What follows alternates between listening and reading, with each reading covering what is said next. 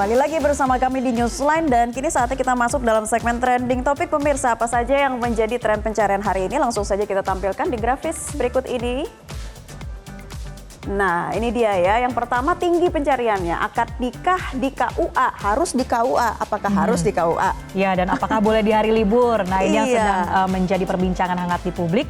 Dan selain itu pemirsa, yang kedua adalah soal laga Wah. Timnas versus China. Ini yang akan berlangsung esok hari. Sudah ramai ya pembicaraannya sampai lebih dari 11.000 pencarian. Langsung saja pemirsa, kita simak inilah trending topik untuk Anda.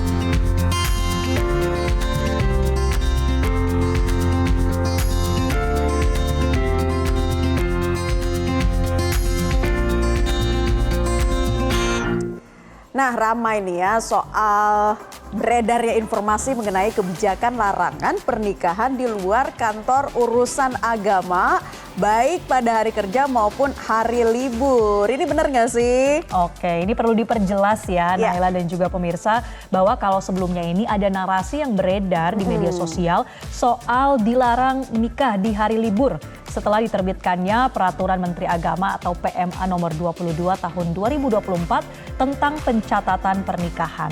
Tapi pemirsa, informasi ini sudah dibantah oleh juru bicara Kementerian Agama bahwa pelaksanaan pernikahan di kantor KUA pada dasarnya ini hanya dapat dilaksanakan pada hari dan jam kerja. Kalau di luar hari-hari tersebut, KUA tidak melayani pernikahan di kantor. Oke. Atau dengan kata lain ini di akhir pekan yang libur adalah kantornya, tapi petugasnya masih dapat memberikan pelayanan untuk menikahkan. Seperti penghulu gitu ya, mungkin bisa dipanggil di luar KUA. Coba kita lihat lagi ya, secara umum aturan ini sebetulnya sudah ada di PMA nomor 22 tahun 2024 tentang pencatatan pernikahan. Masih mengatur terkait ketentuan ya seperti aturan sebelumnya. Adapun aturan terbaru ini akan mulai berlaku 3 bulan setelah ditetapkan karena butuh waktu untuk penyesuaian. Apa saja sih aturannya? Coba kita lihat bersama, sama-sama kita bacakan dan kita tampilkan deh grafiknya untuk Anda ini ya. Aturan nomor 22 tahun 2024 di pasal 16 ayat 1. Akad nikah dilaksanakan di KUA, kecamatan pada hari dan jam kerja itu tadi ya, di luar libur. Kemudian ayat 2-nya sebagaimana dimaksud dapat dilaksanakan di luar KUA kecamatan. Oke, jadi ini ternyata pasal yang mungkin menimbulkan multitafsir begitu ya di tengah publik, tapi sudah ditegaskan kembali oleh pemerintah. Nah, kalau kita melihat dari bunyi pasal ini memang tidak dijelaskan secara detail ya, bagaimana kalau pelaksanaan pernikahan ini dilangsungkan di luar hari dan jam kerja KUA atau ketika hari libur. Namun juru bicara Kementerian Agama Ana Hasbi ini sudah meluruskan ya bahwa aturan ini tidak membatasi pasangan calon mempelai untuk tetap melangsungkan pernikahan di luar KUA pada hari kerja ataupun di hari libur. Ya, konsekuensinya adalah pasangan yang melaksanakan akad nikah di luar kantor KUA akan dikenakan biaya penerimaan negara bukan pajak sebesar Rp600.000. Dan diatur dalam peraturan pemerintah nomor 59 tahun 2018 ya tentang jenis dan tarif atas jasa PNTB yang berlaku pada Kemenak. Jadi seperti itu ya, jika di luar hari dan jam kerja bisa, bukannya nggak bisa, tapi ada ketentuan alias akan dikenakan biaya tambahan gitu ya. Nah, untuk membahas terkait hal ini langsung saja deh ya kita tanya kepada juru bicara Kementerian Agama Ibu Ana Hasbi yang sudah bergabung bersama kami melalui sambungan virtual. Selamat siang, Bu Ana. Selamat siang, Mbak Marsha dan Mbak Linda. Nah Bu Ana, daripada netizen bertanya-tanya, langsung aja nih kita pengen tahu penjelasannya dari Bu Ana seperti apa sih terkait dengan aturan yang sudah dibuat ini. Boleh dan tidak bolehnya dari KUA seperti apa? Oke, jadi PMA yang baru ini sebetulnya tidak memuat larangan apapun untuk menikah di luar hari kerja. Jadi pada prinsipnya menikah tuh kapan saja boleh gitu ya. Ini sama dengan peraturan sebelumnya. Jadi kalau kalau mau nikah di KUA atau istilahnya orang-orang bilang tuh nikah kantor. Ya, jadi kalau mau nikah di KUA hanya bisa dilakukan pada hari dan jam kerja. Nah, kalau di luar kantor boleh gitu, terserah boleh kapan saja, Sabtu Minggu boleh. Kenapa? Karena KUA kami hanya beroperasi dari Senin sampai Jumat. Sabtu dan Minggu itu libur gitu. Tapi petugas penghulu itu nanti bisa gitu ya ditugaskan di luar hari dan jam kerja gitu. Jadi sebetulnya aturan PMA ini sama gitu ya pengaplikasiannya dengan peraturan yang sebelum-sebelumnya. Sebetulnya yang baru di PMA bukan masalah waktunya, melainkan kewajiban mengikuti bimbingan perkawinan bagi calon pengantin gitu. Itu sebetulnya yang baru di dalam PMA. Sementara kalau misalnya pelayanan biaya tetap sama 600.000 masih ya kalau di luar kantor sama seperti sebelumnya. Yang lain-lain hampir semuanya sama, tapi yang berbeda hanya ada kewajiban mengikuti bimbingan perkawinan. Lalu yang kedua adalah legalisasi dokumen nikah itu sekarang bisa dilakukan di KUA mana saja di seluruh Indonesia. Karena kalau dulu dia harus melakukannya di KUA tempat menikah. Sekarang karena sudah ada sistem yang terhubung, sistem internet gitu ya, online, jadi bisa dilakukan di KUA di mana saja di seluruh Indonesia. Jadi sebetulnya poin yang barunya itu cuma dua itu, lain tidak. Ya, baik Bu Ana, berarti dengan adanya PMA yang baru ini sebetulnya bukannya pelarangan atau pembatasan, tapi apakah justru memberikan kemudahan-kemudahan yang lebih luas lagi bagi masyarakat Indonesia yang ingin menikah? Ya betul.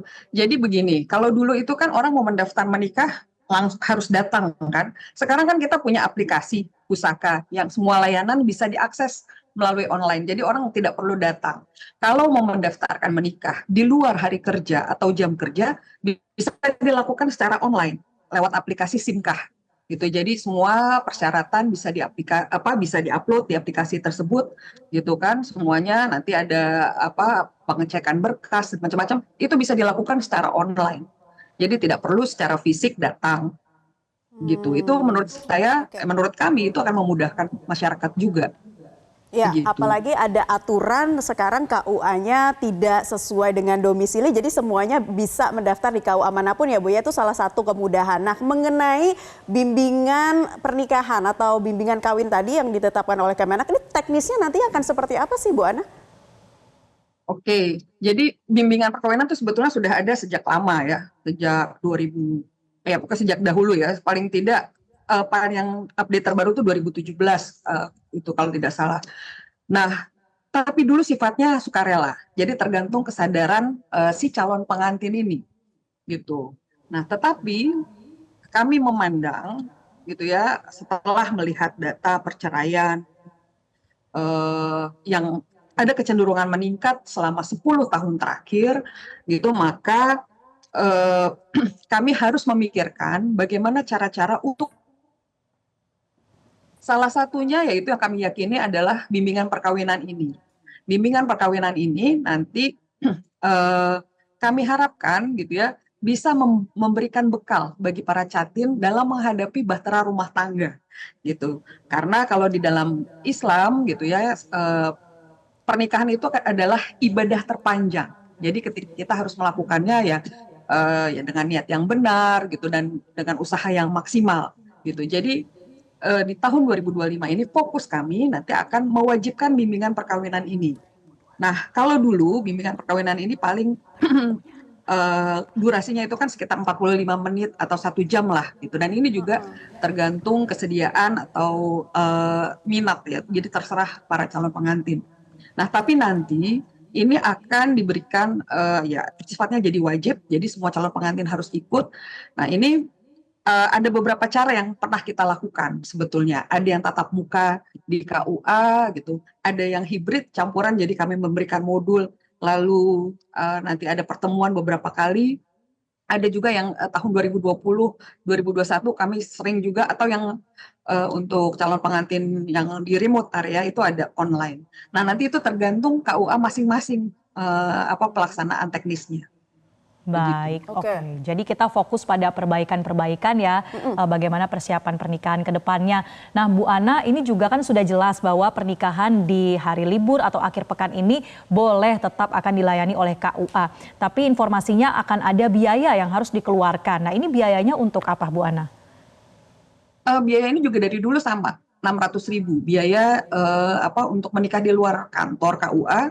Sejak dulu itu memang 600.000. Setahu saya, yang berlaku sekarang pun begitu. Jadi tidak ada peningkatan juga gitu, dan memang itu sudah dari dulu. Kenapa? Ya karena memang harus ada insentif ya, karena ini kan ada orang-orang yang ditugaskan di luar jam kantor dan jam kerjanya. Nah makanya jadi begini, tahun 2020-2021 itu kami menggalakkan, kan orang-orang bilang nikah itu mahal. Sebenarnya yang mahal itu kan dalam pernikahan itu biasanya pestanya. Ya kan, dalam perkawinan itu biasanya resepsinya. Sebenarnya nikah itu bisa dibikin murah. Kami kemarin kampanye soal nikah di KUA yang biayanya hanya 0 rupiah. Artinya kalau pasangan pengantin ini ingin menikah gitu ya, ingin menghemat, dia bisa datang ke KUA. Dan minatnya waktu itu cukup besar. Jadi sampai di tahun 2023 itu, antara 2020 sampai 2023 itu ada hampir 3 juta pengantin yang menikah di KUA. Jadi kita lihat ini minatnya sangat tinggi. Nah, itu sebabnya gitu kami juga selain menyediakan solusi menikah di KUA ini, tapi kami juga mengingatkan kalau nikah di KUA ini hanya bisa dilakukan pada hari dan jam kerja saja, gitu kan? Karena kalau di luar itu ya terpaksa memang ada biaya. Oke, baik. Ya Bu Ana, jadi semua bisa menikah. Semua bisa menikah, malah sekarang dipermudah kok. Hanya saja tadi perlu ditekankan kembali berkaitan dengan makin banyaknya minat orang-orang yang sekarang daripada resepsi mahal-mahal kemudian nikahnya jadi KUA aja gitu ya Bu ya. Nah baiklah, jadi selama 3 bulan sebelum aturan ini berlaku, apa saja nih hal-hal yang perlu disesuaikan oleh Kemenak agar nantinya juga aturan ini bisa diterima dengan baik oleh masyarakat? Sebetulnya fokus sosialisasi kami nanti di bimbingan perkawinan, karena yang lain-lainnya seperti saya katakan tadi itu tidak berubah, gitu ya. Biaya tadi sama, menikah juga paling sosialisasi misalnya aplikasi menikah itu ya, pendaftaran pernikahan sekarang bisa online lewat Simkah gitu, jauh lebih mudah. Download aja aplikasi kami itu Pusaka Super Apps. Di situ nanti ada pendaftaran pernikahan. Nah, itu kan bisa dilakukan di situ. Ikuti saja perintah yang ada di aplikasi bisa. Tapi yang fokus sosialisasi kami itu nanti adalah bimbingan perkawinan. Bimbingan perkawinan ini sangat penting karena dia mencakup misalnya pengenalan karakter pasangan. Ini penting karena kebanyakan remaja kita atau calon pengantin ini hanya mengenal pasangannya saat pacaran. Di saat pacaran itu tidak semua karakter itu tidak semuanya terlihat gitu. Biasanya hanya yang baik-baik saja. Nah, biasanya ini akan menjadi sumber pemicu konflik nantinya ketika mereka hidup bersama. Nah, itu artinya peraturan yang baru ini Bu Ana memang sebagai upaya dari pemerintah juga ya untuk mempersiapkan calon-calon mempelai begitu ya, supaya lebih memperhatikan hal-hal esensial dalam pernikahan. Kami terima kasih Bu Ana karena sudah menjelaskan, mengklarifikasi bagaimana sebetulnya aturan menikah di hari libur ini. Terima kasih Bu Hana Hasbi, Jubir Kementerian Agama Republik Indonesia sudah bergabung di Newsline. Jelajahi cara baru mendapatkan informasi. Download Metro TV Extend sekarang.